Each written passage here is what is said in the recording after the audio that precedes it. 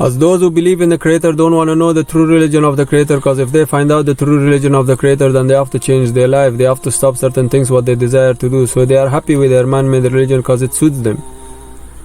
Exactly the same way atheist doesn't admit or doesn't research about the Creator properly, because if they admit, then they have to obey the rules of the Creator, which is against their desires, pride or ego. So they will come with any arguments to not believe, whether it makes sense or not make sense.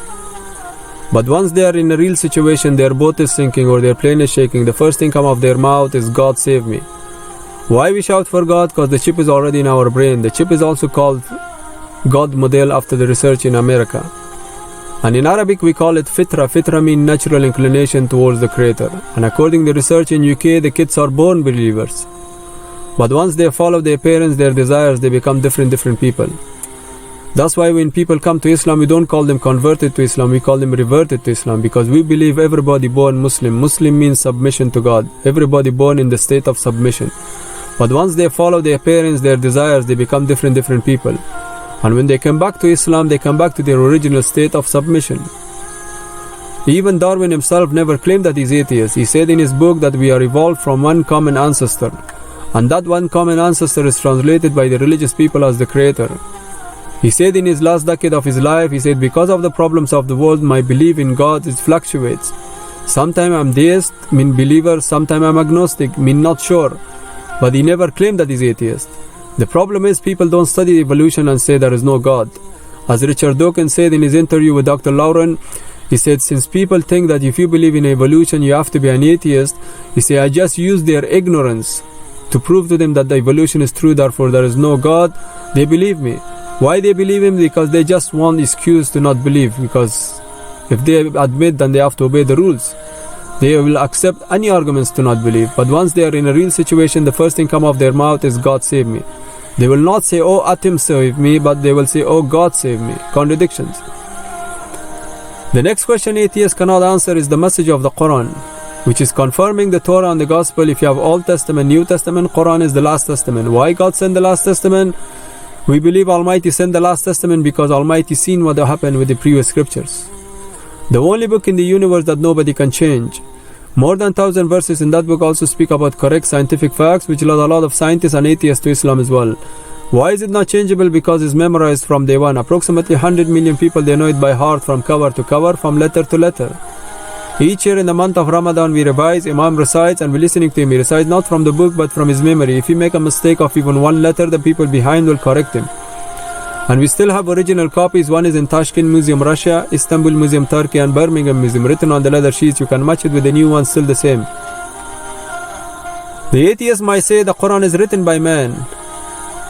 We totally agree, Quran is written by man, but the message is not from man. We're talking about the message. As Almighty giving us beautiful answer in the Quran, Almighty says, if there were angels walking around on the earth, He would have sent angels to us as a messenger. If Almighty sent us the angel would have been wrong example for us. We cannot follow angel without food, without drink, without sleep. The most logical way, human being to human being. He chose a human being that he never lied in his life, never cheated in his life. Before his prophecy, he was even called Al-Amin, the trustworthy. Any problems they had with each other, they would have called him to decide between them. Any decision he made, they would have accepted his decision because they knew he's not a liar. But when he came with the revelation, with the message which was against their gods, against their desires, against their politics, against their system, they called him different names. Exactly as the same names the media call him today. Why? Because his message is against their system. And Islam is the fastest growing religion. So where does this message come from? How come illiterate prophet in the desert of Arabia without any science or technology come with that powerful book that nobody can change? How did he knew about those correct scientific facts which are only recently discovered? If it was probability, some will be right, some will be wrong, contradicting like other books, but this book is not contradicting. And what was his motive? He was tortured because of his message. He lost his family members, he was stoned, but he was keep going telling people God, hell, heaven. And when the people saw that his message is succeeding, they offered him money, power, women to stop spreading this message. He said no. And he used to live in a small house without even proper roof. So was he, may God forbid, a crazy man, or had he something from somewhere? And now his message is followed by nearly half the population of the world. And according to the book of Guinness, the book of record is the fastest growing religion in the world. Black, white, doctor, scientist, boxer, singer, atheist, Christian, Jew, Hindu, Buddhist, Sikh, you name it. And mostly women coming to Islam than man, 80%, nearly double as man. While the media says we don't give a right to the woman, but mostly women coming to Islam than men. So one of us must be lying. If a Jewish lady covers, she's religious. If a nun covers, she's a pious. But if a Muslim lady covers, they say she's oppressed. Double standard. Nobody can prove to us this message is not from God. So why should we take a risk and not believe in it? The next question, the next thing is, we believe Almighty is merciful, yeah? He will never put us in the wrong place without giving us a sign, message or warning first. And what are the signs? As Almighty says, we will show them our signs in the horizons and in themselves until it become clear to them that that is the truth. And what are the signs? If we throw all the books in the ocean, including the Quran, the only book will survive is the Quran. Why? Because those 100 million people know it by heart. They will write 100 million copies in a matter of days. That is one of the greatest signs Almighty showing us. Another great sign, Islam is giving bad name, but is the fastest growing religion. If it was any other religion bombarded like Islam, they will not even survive. But Islam is not only surviving, but is flourishing is the fastest. These are the two clear signs Almighty showing the people. Most of the people see those signs, but you know what they do? They close their eyes, they ignore the signs. Why? Because if they find out the true religion or the true way of life, then they have to change their life. They have to stop certain things what they desire to do. So they're just ignoring the signs. And what are the ignorant people go? Why we talk to the people spending our time, energy, even money sometime? I swear nothing else but concern. We say if the Quran is the word of God, nobody can change, speak about signs, and we still have original copies. And if the Quran says to the nearest meaning, if the non-Muslims don't submit, they go to the bad place, and I'm reading this as a Muslim and I'm not going to share it with my non-Muslim brother or sister, then you know what I am? Then I am a selfish person. It's like, you know, there is a fire and I walk towards it ignorantly and you don't even warn me. Is that nice of you? No, you will warn me. The rest is up to me, go or not go. You cannot push me or force me. Same way we say, if this message is from God and Almighty says submit and you don't submit, you are in danger. If you are in danger, I have to warn you. The rest is up to you. I cannot push you or force you. As Almighty says, there is no compulsion in the religion. Indonesia was a Muslim country conquered by the Mughals. Those people who conquered the country accepted the religion. How can you force someone who's ruling you? Spain and parts of the Portugal was under the Muslims for about 800 years. The first scientist was a Muslim. And that era been called by the non-Muslim historians the golden era, the golden age.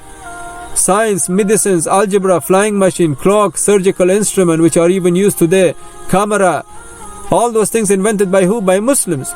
Without the mathematical formula of algebra is Arabic word, you cannot make computer. The formula came from Muslims. So if Islam was forcing people to become a Muslim, why Spain is not Muslim? And how can you force someone? Because how can you force someone? If you force me to become a something, I might say, okay, I'm a something, but am I something inside? No. How can you check that one? You cannot check. So why people coming to Islam in Europe? Why people coming to Islam in America? Not because of the Muslims. Muslims are wrong example for Islam. They study Islam. If you want to study Islam, you cannot judge the Mercedes because of the driver. You cannot judge Islam because of the Muslims. Muslims are wrong example for Islam. As I said, you cannot judge Mercedes because of his driver. The driver could be a maniac, but Mercedes is nice car. Same way, Islam is beautiful religion, but Muslims are wrong example. If you want to judge Islam, judge it because of his best follower, Prophet Muhammad, peace be upon him. See what the non-Muslim scholars have said about Muhammad. See what the non-Muslim scholars have said about the Quran. See what the non-Muslim scholars said about Islam.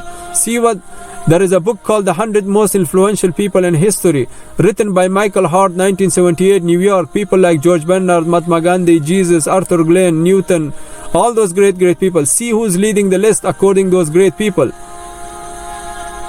So people coming to Islam not because of the Muslims, people coming to Islam because what Islam teach. And lastly, what is our purpose in this world? What is our purpose in this life? Purpose is not something we do or control, like most of the people think their purpose is their family, or they will do certain things to the world, or this and that.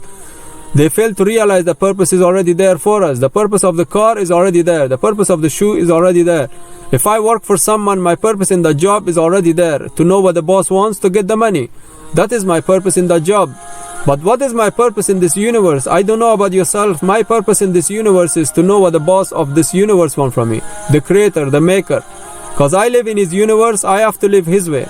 Unless I don't want something from him, then I live my way. He don't need my obedience. He already created two places for me. One is very hot and one is very nice. and He gave me a choice which is only temporary choice, not even a full choice. Because if I had a full choice, I would have stopped my death, but I don't have a choice, I have to go. So what is my purpose in this limited time? To live His way or to live my way? This life is like a test. Worship your desires or worship your Creator. My desires want to do certain things, natural things, unnatural things, but my Creator say no, to test me. It's like one is studying and one is enjoying. The one who studies might have a hard time now by controlling his desires, by not doing silly thing, or by not wasting his time. He might have a hard time now, but later on he will be a big man, doctor or scientist, and he will enjoy properly. The one who enjoys now by doing silly thing and calling it enjoyment, and which is only fake and temporary enjoyment, he will be the rubbish picker or cleaner. So this life is a test. Worship your desires or worship your Creator. I used to look for happiness in my desires, worshipping my desires. Now I worship my Creator. That happiness which I was worshipping my desire, that happiness was a fake and temporary happiness. Now I worship my Creator. The peace and tranquility I get from my prayers, I swear I cannot even buy it for £1 million. I used to pray because I had to pray. Now I pray because I love to pray. So now I say to myself, even there is no God, no hell, no heaven, I still enjoy. I lost nothing. If there is paradise, that's a bonus, it's a win-win situation. But if there is something and I didn't believe or I ignore the signs, where do I go then? So by not taking a risk in my life, I enjoy my life. It's a win-win situation. If you live in a win-win situation, you enjoy the life. If you know your purpose, you enjoy the life because you know what you live for. But if you don't know your purpose, you just look for happiness in different things. The secret of happiness is to know your purpose. And what is my purpose? To live the Creator way. And what is the Creator way? Any religion or any way of life I want to study as an open-minded person. I will not study it politically. Politically, everywhere is messed up. KKK, IRA, Crusade, RSS, BBS, and now ISIS, which we are even confused with the hell are they. I don't care about politics because Almighty will not ask me about political stuff anyway. Almighty will ask me about the truth. I cannot say to the Almighty I didn't submit because Muslims were doing this and that. So Almighty will ask me about the truth. And what is the truth? Any religion or any way of life I want to study, as an open-minded person, I will go to the foundation of the religion. Foundation of any religion is their scripture. If their scripture is corrupted, the whole religion is corrupted. And the only foundation which is not corrupted is the Quran. And what does the Quran want from us? To submit or run away from the Almighty. If we cannot run from the Almighty and we don't submit, what are we then? Why we believe God sent the last testament? Almighty sent the last testament because Almighty seen what happened with the previous scriptures, corrupted with the time, need and circumstances. People start worshipping their Almighty sent all the prophets with one message to tell people submit to the Creator. But what happened when the prophets gone? People start worshipping prophets, Jesus. People start worshipping cow, monkey, idol, this and that, putting their own stuff in the scripture saying that's the word of God to control, rule and make money of the people. Now the last testament come to them, they don't like the last testament because the last testament is against their system, against their desires, and we following the last testament and they don't like us also. Why? Because we rather worship our Creator than our desires. So the point is, why God sent the last testament? Because to call people, because He's merciful, to call people back to Him and to have a witness over them, that in the day of judgment they cannot say I didn't know or I didn't receive the message or I was following my parents or this and that.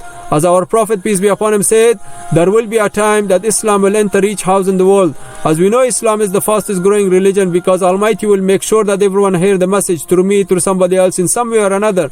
Because He loves us, He will never put us in the wrong place without giving us a message or warning first. As our Prophet, peace be upon him, said, there will be a time that Islam will enter each house in the world. As the day and night entering each house, he said Islam will enter each house in the world as a day and night.